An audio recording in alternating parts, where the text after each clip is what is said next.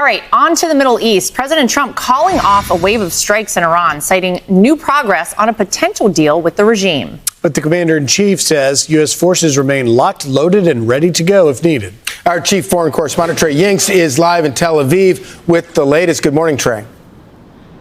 Yeah, hey guys, good morning. For now, the strikes against Iran have been called off. President Trump posted to Truth Social overnight talking about the request that he received from Iran and other Middle Eastern countries to hold off any attack in that the perimeters of a deal has been agreed to. This would include the immediate, complete, and total opening of the Hormuz Strait and an end to Iran's nuclear threat. Reports do indicate that assurances were made by Iran's foreign minister, one of the country's top negotiators. Secretary Rubio told Fox News that while these negotiations unfold, the regime must change their behavior.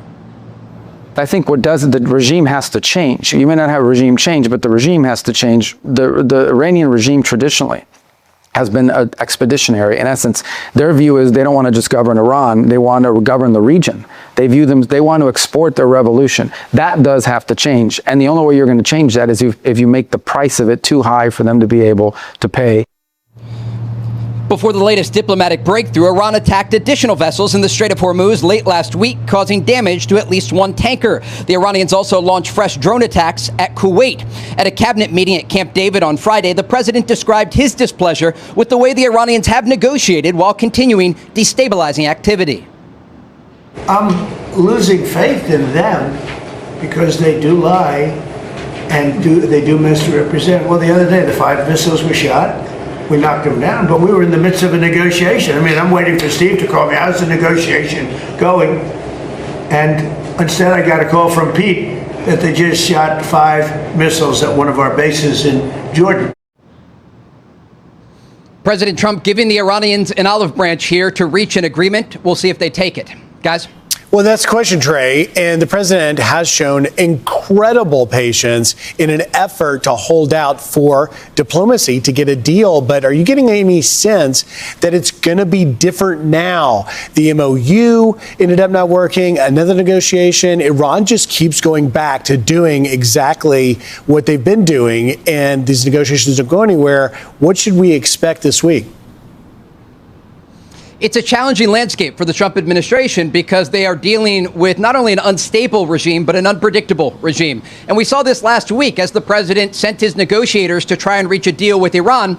The Iranians launched missiles toward U.S. forces in Jordan. And I spoke with the president the next morning, and he said, was this an April Fool's joke? Because this is what they're dealing with at the negotiating table. The Iranians not only come out and say one thing publicly and then something different behind the scenes, they're often not good faith actors whenever they sign an agreement. And so the question remains if they will be willing to adhere to this deal that is in the works right now, whether or not it will be sustainable.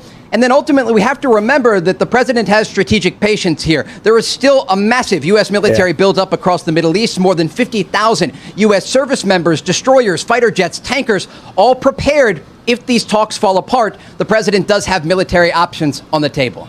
You know, one of the interesting things, as you just mentioned, Iran is trying to play games with time because they think they kind of have time on their side. But I feel like they're kind of dealing with a president of the United States that they've never dealt with before, or an adversary they've never dealt with before, because in a weird way, time plays maybe a little bit in their favor because we've got the midterm elections coming up, but it also plays against them in some ways. The best deal they'll ever get from President Trump is today.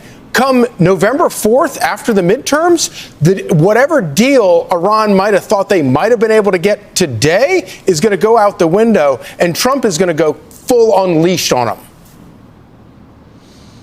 Absolutely. And look, we have to look at the statements made to the domestic audience in Iran. They often don't match the reality of the situation. When we look at the facts on the ground, the Iranians are losing hundreds of millions of dollars each and every day as a result of the U.S. naval blockade of Iranian ports. They've had to slash their crude oil exports, their domestic exports, and a variety of cost-cutting measures internally. There are reports that indicate they can't even pay their own soldiers because they are losing so much money as a result of this economic pressure put in place by the blockade. And so the Iranians are the ones that are trying to work against the clock here. And again, it gives the president